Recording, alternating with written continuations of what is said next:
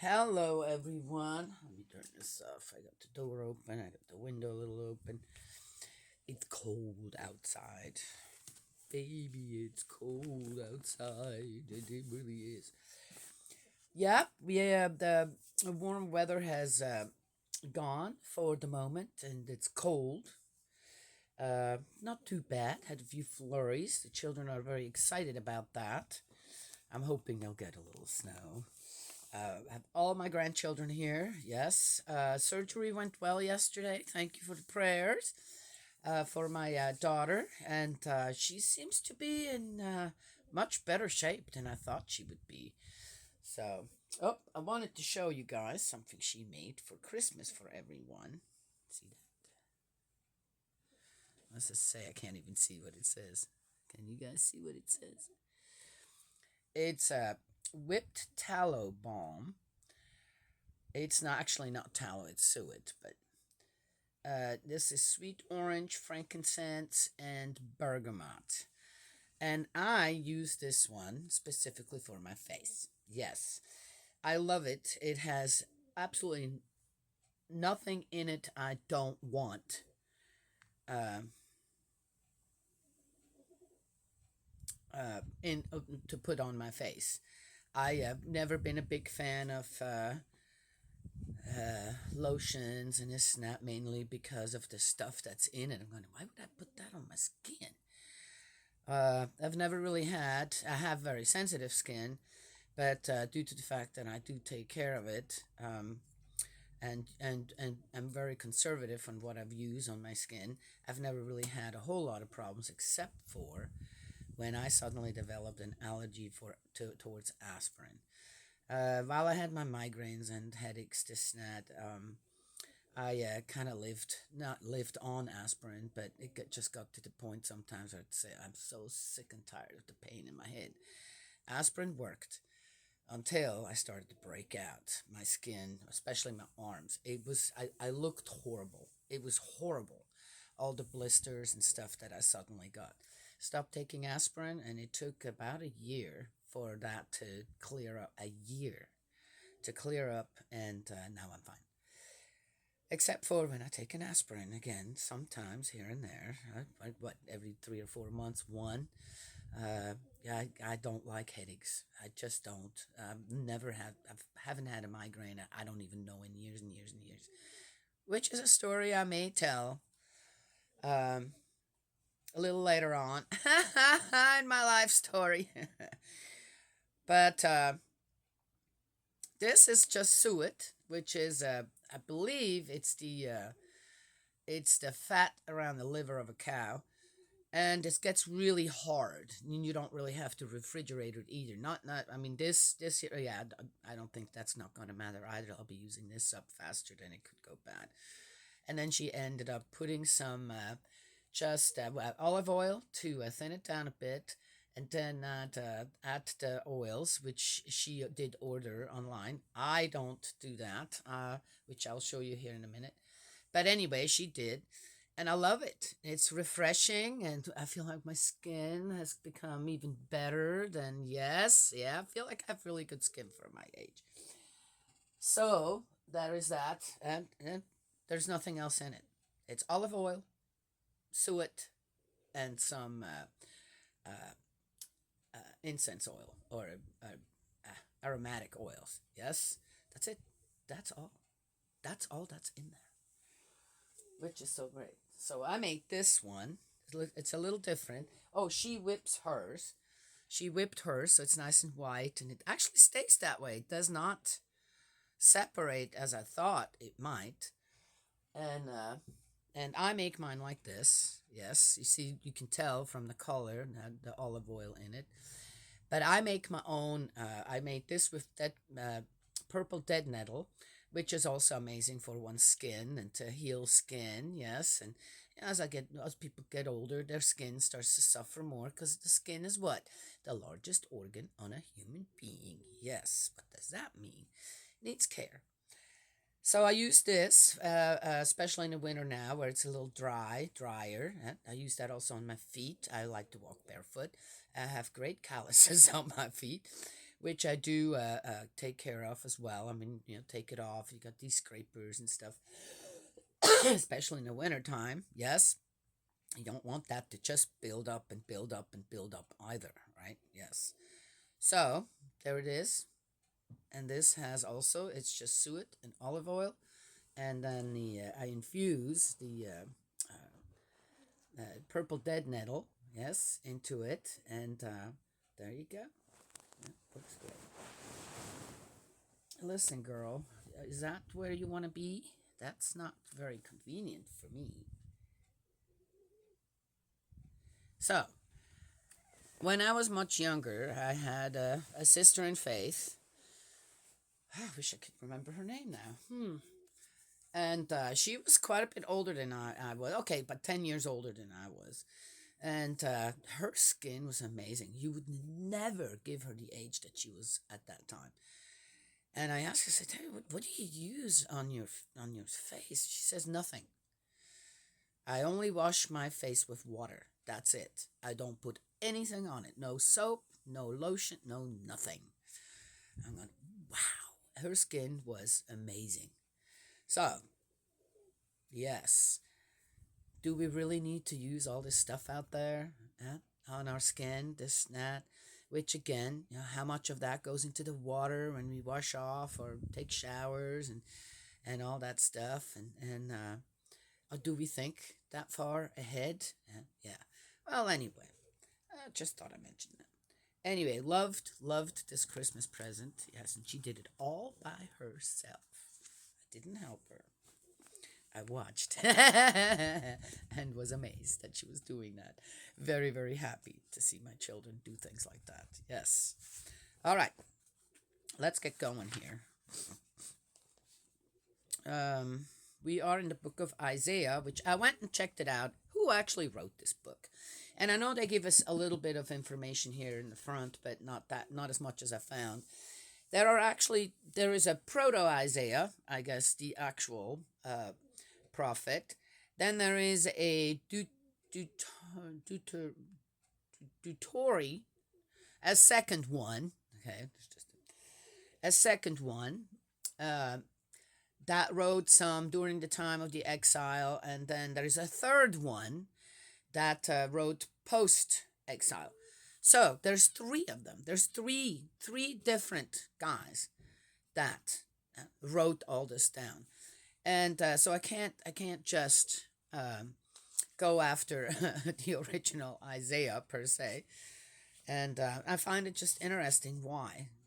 So it's not wrong to be called the Book of Isaiah, but when it comes to the prophet Isaiah, right, he did not write down here as much as people think. Something to know.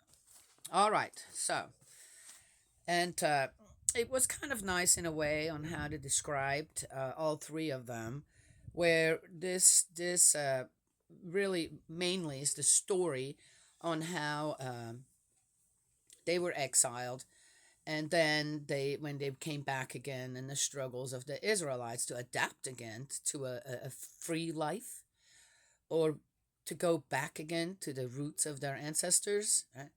And especially when it comes to belief and all that. So, and as I said, what I read was really nicely actually explained. Then yet though, I had to say, then why pull God into it the way that God was pulled into it? Was that so that people would actually make a foundation again to follow God, or to acknowledge God? But again, then in the way that it is done, and no wonder on how they were taught. Then again, the common people, it's no wonder in a way from what I've gleaned out of this reading it, that the Israelites didn't. It was too frightening to follow God, and so I could see the struggle also occurred because of, in a way, that they were kind of forced back into something that, I don't know, what we read here, how God is presented, is so frightening. It's frightening. And why? Why do that? Anyway. So, no wonder the people said, I don't know. Do we really want to do this? All right. So, Isaiah, the book of Isaiah 47, lament for Babylon. Step down, sit in the dust, virgin daughter of Babylon. Sit on the ground, no throne, daughter of the Chaldeans. For never again will you be called tender and delicate. Take the grinding mill, crush up the meal, remove your veil, tie up your skirt, bare your legs, cross the rivers, let your nakedness be displayed and your shame exposed. I'm going to take vengeance, and no one will stand in my way. I have no idea. What does that mean now again? Ugh, you know what? Ugh, not even. Ugh, all these men with their problems of lust, you know? Why take that out on the women? Our Redeemer, Yahweh Sabaoth, is his name. Oh, take it up with God. We're just beautiful creatures, so women are. And I guess very desirable, but there was a reason we were created that way, and men have a problem with it. Right? It's very sad. Well, what did we just read here? You know, it's like, why am I responsible for the filthy thoughts of men? What does that have to do with me? For example. Yes? All right. Our Redeemer Yahweh Sabaoth is his name. The Holy One of Israel says, sit in silence, bury yourself in darkness. Daughter of the Chaldeans, for never again will you be called the mistress of kingdoms. Being angry with my people, I rejected my heritage. It could mean idols or something. Well, then call them what it is. I don't think an idol has a gender per se. Why would they? Okay. Surrendering them into your clutches, you showed them no mercy. You made your yoke very heavy on the aged. You thought, I shall be a queen forever. You did not reflect on these matters or think about the future. Now listen to this, voluptuous woman, lolling at ease and thinking to yourself, I am the only one who matters. I shall never be widowed, never know bereavement. Yet both these things will befall you suddenly in one day. Bereavement and widowhood will suddenly befall you in spite of all your witchcraft and the potency of your spells. Okay. On top of that, at that time, men were foolish enough to believe in stuff like that. Oh, they needed that excuse. Couldn't possibly be that they should be responsible for their own, as I filthy thoughts and all that jazz. All right. This is how this comes across. I don't know. Were they talking about something else? I don't know. This is later here, so looks like they have already come back. So this would be the third, the Trito Isaiah, who's talking about the struggles of the Israelites. But how's he talking about it? The guys just, I don't know, what kind of life were they living in Babylon that now they come back and they have suddenly have to follow rules again and they can't control themselves? I don't know. Confident in your wickedness, you thought, no one can see me. Your wishes and your knowledge were what deluded you. As you thought to yourself, I am the only one who matters. Hence disaster will befall you, which you will not know how to charm away. Calamity overtake you, which you will not be able to avert. Ruination will suddenly befall you, such as you have never known.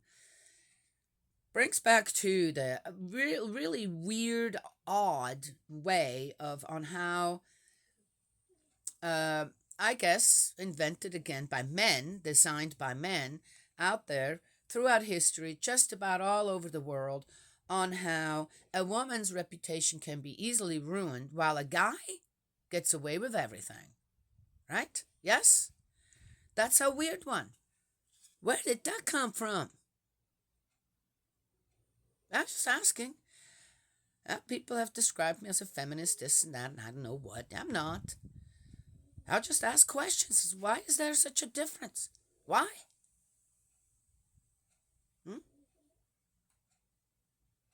Doesn't make any sense, does it? It doesn't make sense to me.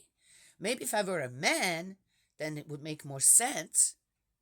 Yes, because boy, I'd be on the better side of all that stuff, right? Yes, yeah, but I'm not. I'm a woman, and to this day, women still get more persecuted and judged over many different things than men, even though It's the same thing. Talked about single fathers and single mothers. Yes? A while back. Keep to your spells then, and all your sorceries, at which you have worked so hard since you were young. Perhaps you will succeed, perhaps you will strike terror. You have had many tiring consultations.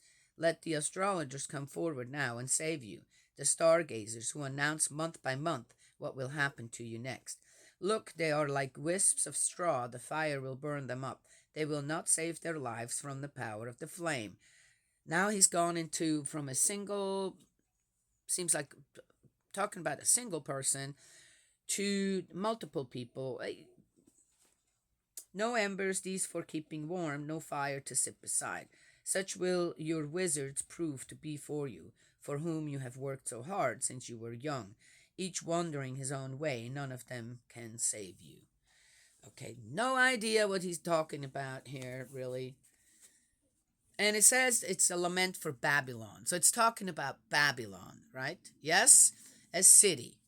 There is in the book of Revelations the same thing, uh, where they're talking, I think again about Babylon and the whore of Babylon and this and that, and people have taken it upon themselves to actually address or put that sentiment of a city being called her, a female, given a gender, female, uh, where they attach it to an actual person. Yes, I've seen that, and it's like, okay, well, so this is not an actual woman, it's a city.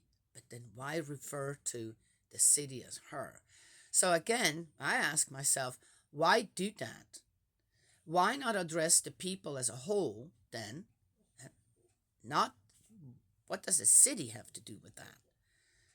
It's inhabitants then that yes are the problem or not the problem, and why not just go and do it that way? Why call it a as if it was a woman? And again, isn't that what kind of reputation is this giving women again?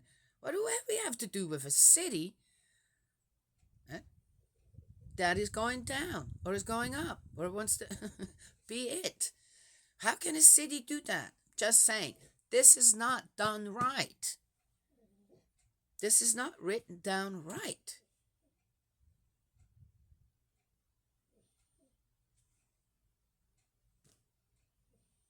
As another example, a car is just a it. It is not a him and it's not a her. Yet people do too, right? Have these sentiments as if something has that is just a thing has a gender. I'm just saying, right? Yes, yeah. But then where a gender should be applied, yes, suddenly there is none. I'm just saying. Whatever. Anywho, so obviously we're talking about a city here, and you know, I think that calling it a her just gives another excuse for others out there, including women, men and women, to attack women in a way. Yes, I don't think God has anything to do with that either. It's just man-made. Man designed it.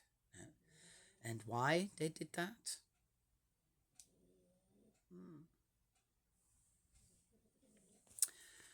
I guess it's a good excuse to keep on going, to not change. All right. Anyway, again, I see things my way, and that is that. Others can look at it another way. That is that too. So, when I turned 14, my mom had been alone for a long time. One of the things that I knew about my mom is that she had a fear of being all alone when she would grow older. And so I don't think that she was actively, at time even, to look for anyone. But she did meet my stepfather, and they got married when I was 14. And it was fine. Again, I wasn't. And our mom even came to all of us and asked us if it would be okay.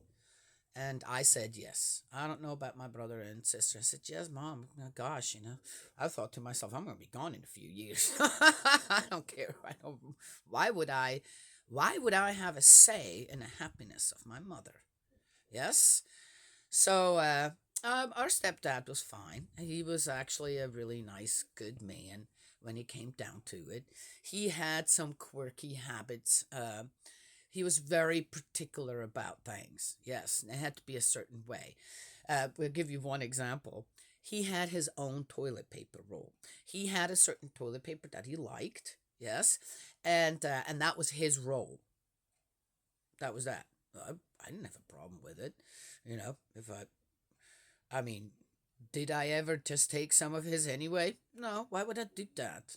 I don't remember doing that. Because I just, what does that matter? It didn't matter to me. Just as it never mattered to me. I didn't never got the toilet seat needs to be down and going, right. But okay, so here's the other side of that. So women said, "You need to put the toilet seat down, right? After you're done, men are done." Right? Going, what does it matter? But men could just say, "Why don't you put the toilet seat up when you're done?" You see, what does it matter if it's up or down? As long as they know how to aim properly, right? Yes, if they don't sit down. I've talked about that before. That would be something. Why doesn't anybody address that? That so many toilets, and if you, public toilet or this or that, sometimes the porta potties, right? They're not gender assigned, and you go in and you're going, man, what are the guys thinking? Peeing all over the seat like this. This is gross, right? Yes. But as far as having the toilet seat up or down, so who cares? All right. I don't care about that. Yes. So anyway, so I don't get that. Why that would be a problem between a couple, for example. So anyways, he had his own toilet paper roll. He also had his own knife. He didn't to eat with, and he didn't like anybody to use it because he says that people use, especially children, use a knife wrong, and then it gets dull very quickly. So he had around all his silverware that he uses, he made put a little tape so that we knew that was his. Again, I didn't care. We had plenty of silverware, so yeah, I didn't need. What do I care? I'm not going to use his. Yeah, if that's how he felt, fine. Otherwise, he I got along with my stepfather just fine. There was after I went back to school. So what time is it? Okay. After I went, so I didn't get the scholarship. I went back to school, and there was something that happened. So I was where I was for justice, man. No, I didn't care who you were. When I saw something going on that I thought that's bullying, that's this, that is wrong, I said something. I would have to say something, and I stepped in many times for other children, even against adults. Yes, in a respectful manner. I was not. Uh, yeah, I was not disrespectful. I just wanted to know why. Why did you do that as a teacher? Why would you do that? So there was something that happened with another student, and I went and asked. I said, you need to change that grade. I said, that's wrong. That was wrong. I said, I'm not going to get further into it. Anyway, the excuse was, well, that's already done. And I said, yeah, but it's wrong. If it's wrong, then there has to be a way to fix it. That was at the end of eighth grade. I could have gone for another ninth, 10th, and 11th grade. And I went home. And in Switzerland at that time, so many years ago, 50 plus years ago now, no, 50 years ago, not quite yet, 45 years ago, a little more than that, okay. uh, I went home. Oh, yeah. All you had to do is to finish eighth grade, and then you could go into a trade. And for people like me and financial circumstances that my family was in, a trade usually was what you were going to do anyway. No matter how smart you are, that's what it is. And so I went home and I told my mom, I said, I'm done with school. I've had it. I'm not learning anything anymore, per se. I said, I already know all this stuff. And I don't see why I need certain other things elevated with what I'm going to be able to do anyway. So I'm done wasting my time in school, and I don't want to be taught by people like that anymore. I just don't. And my mom looked at me and she goes, "Okay." I was 14 by then, and decided I was going to start my life as an adult, 14, working. So I did. I started a couple apprenticeships. I'm not going to get further into that. Uh, then I ended up finding, which were found by my mom. Then I ended up doing one by myself. And by that time, I had moved out of the house. I was 17 when I left home. I wanted to be on my own. That was that. And left and uh, ended up traveling. I traveled. I started traveling after I got out of school. At 14, I took my first trip to Italy on a moped. Yes, with another friend. We went over the Gotthard bus on a moped. Yes, not a motorcycle, a moped. It was fun. It was great. It was absolutely. I loved it, and I found the love for traveling. So I saved all my money from wherever I worked at. This that always saved my money and went on the next trip. One of those trips. Do I have time? No. So maybe tomorrow I'll tell you why. Again, I've told the story before, probably more than once. I will tell it again and again. The reason why no one will tell me what my faith is, where my heart is, where my heart and mind is when it comes to my faith.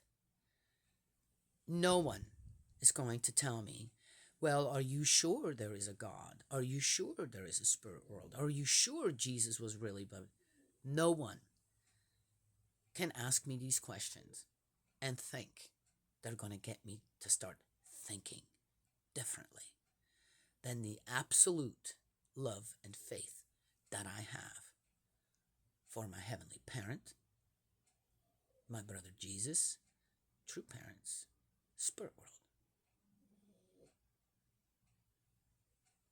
No one, because of this experience that I had. I made a promise then. I've never broken my promise. Yes, I search for greater answers, better answers, the truth, when it comes to many different things that men have put out there for us to believe. Men, women too. Not the guidance of our Heavenly Parent. Just whatever they want, make excuses for, want us to follow. That is wrong. Yes? Tomorrow. If I remember, I'll tell you this story tomorrow. Why I have such a steadfast faith. Done. All right. And why I know what it feels like to experience the love of God. All right. Yes. Gotta love back too. May Heavenly Parent bless, protect you, guide you, embrace you with love. Eldridge, my dearest brother in faith, I love you. Let's keep praying together. Yes. I have a feeling True Mother will be free pretty soon. One way or another. And I will talk to y'all another time.